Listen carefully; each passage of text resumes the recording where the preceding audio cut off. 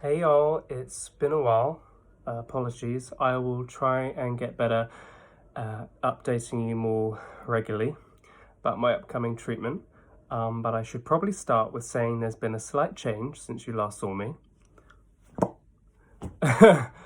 I've gone pink, as you can tell. Since I found out about the diagnosis and that my treatment for a bone marrow transplant, as I talked about in my last video, would involve chemotherapy, they told me I will probably very likely lose my hair.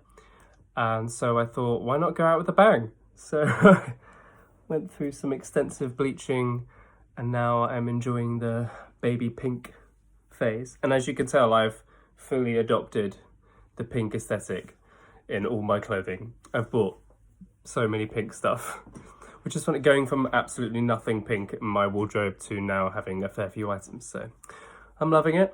Matching the nails as well, of course. A fair few things have happened since I last talked to you. We're getting close to the time when I'll be admitted into hospital to start treatment. I haven't got a date yet. I'll keep you updated. But it will likely be the beginning of next month, maybe the end of this one, but more likely December. So the last few weeks for me have been more appointments with the transplant team and a lot of tests. So when you get admitted for my kind of treatment, for a stem cell transplant, you have to have what they call a workup, which is to see how your heart and lungs and how they're functioning, what's happening in your bloods. I think they want to check for things like virus and bacterial loads in case of when you have chemotherapy, obviously your white blood cells crash or disappear. So you're susceptible to infections.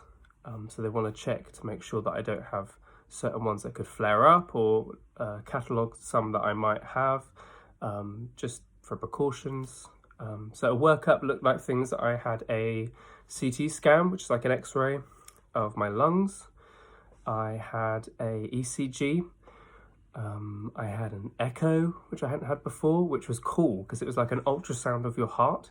So if you've kind of seen pregnancy ultrasounds where they put literally it's the same thing. You get a load of cold jelly on you and then they put this little tool that's able to see inside of you. So this one's obviously to focus on my heart and is able to see the different parts of my heart, to see it functioning, to see if there's any problems, which thankfully they said mine looked like a good strong heart, which is great.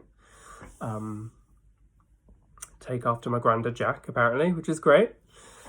So it's been lots of things like that. I had a lot of blood taken. I had about 16 vials, which if I try and tell you that normally I have about 5 or 6 vials when I go in for blood tests, that was a lot. In fact, I had to use 2 arms full. So yeah. And I don't have a lot of blood to spare, so that was, I had to make sure I ate afterwards. But again, they're just checking for literally everything under the sun. I also had a bone marrow test. I don't know if you know what that is or if I've talked to you about it before.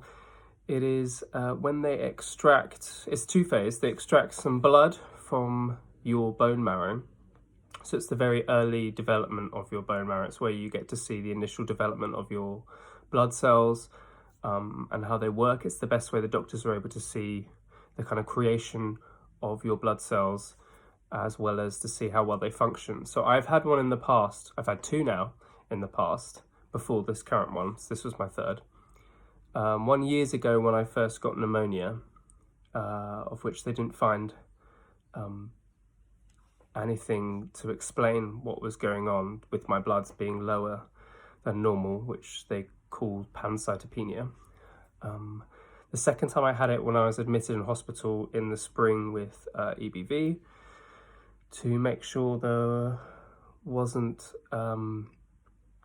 cancer, which is one of the main reasons that you have a bone marrow test, is to check to see if you have leukemia or another form of kind of blood cancer, which thankfully mine came back clear, and it did again this time.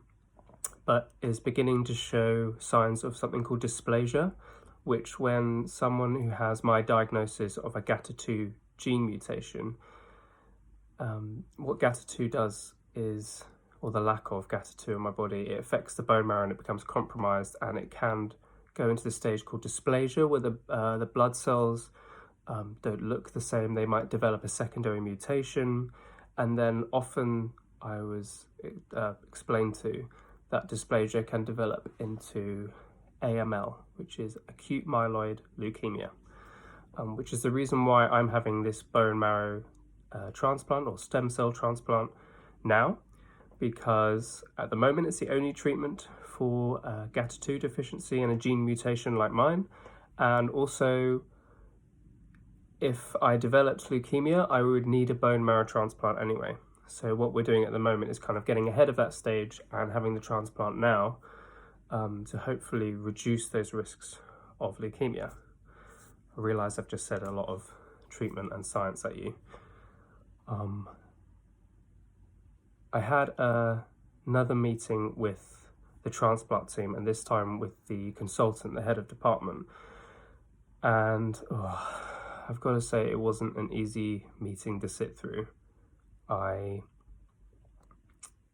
got a lot of information in a short time about the additional risks to me, decisions on my treatment. So there was a decision to be made about, do I get a reduced load of chemotherapy or do I have the full amount, depending on what my bone marrow test would show, which they also, in a bone marrow test, I should say, extract a bit of your bone marrow, about that much, using what I would call corkscrew. So yeah, not nice. But unfortunately, the consultant said that because of my diagnosis, because of what GATA2 has done to my bone marrow, and the risk of what I described as dysplasia, and then that mutating potentially again into a form of cancer, a full dose of chemo is recommended, so that hopefully it wipes out all of my kind of bone marrow and immune system, so that when my sister who donates hers, it will hopefully fully graft and there will be no or very little mutated dysplasic cells in there. So that could develop into something nasty. Unfortunately, with that, there's added risks with full chemo. I will probably definitely lose my hair, which is a small thing, but it bugs me, as I talked about before. I think it's this thing that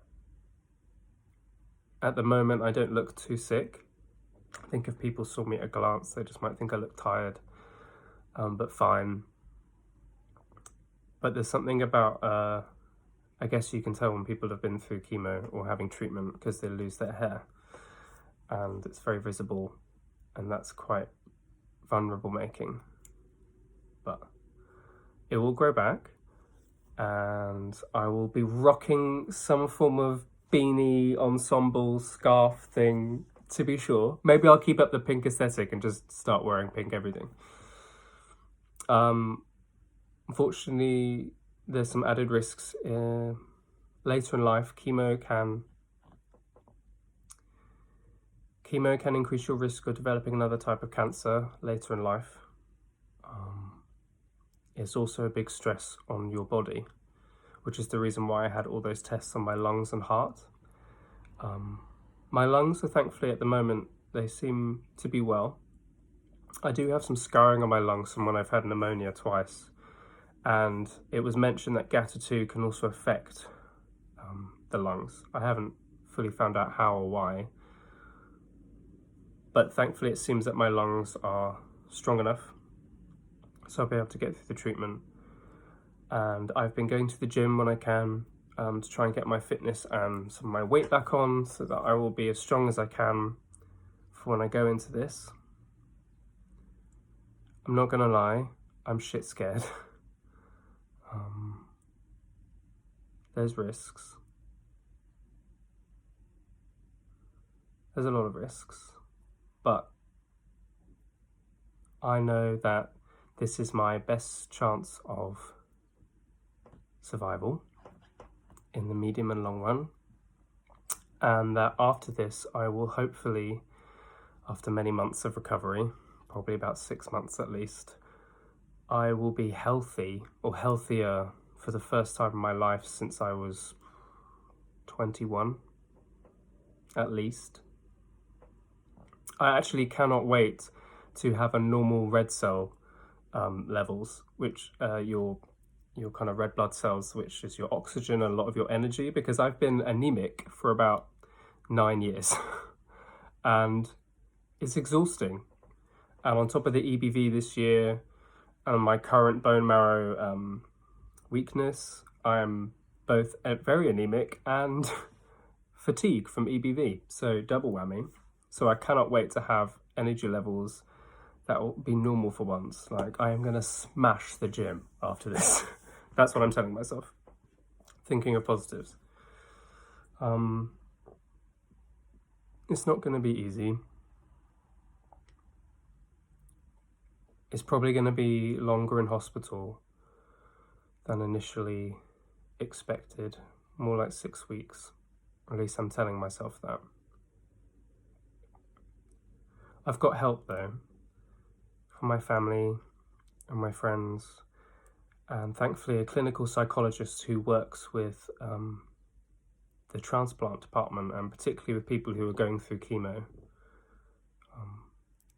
And he's been amazing so far. He's helping me break down the journey and will be working with me throughout my treatment, which is amazing. And I'm very lucky, and I'm counting my blessings for the NHS, that wonderful, wonderful, wonderful organisation. If you live here in Britain, just going to say, an election's coming up and we need to protect our NHS. Screw Brexit, it's doing my nut in. Protect the NHS. So look at your candidates who are the ones that are pushing for protecting the NHS, pushing more funding, because honestly, God bless that place. They work so hard for little pay and they help people regardless of their financial situation. And it's to think that if I lived in another country like America, I'd be bankrupt with the amount of tests and treatment I've had, and my family would probably also be struggling financially, if not bankrupt as well.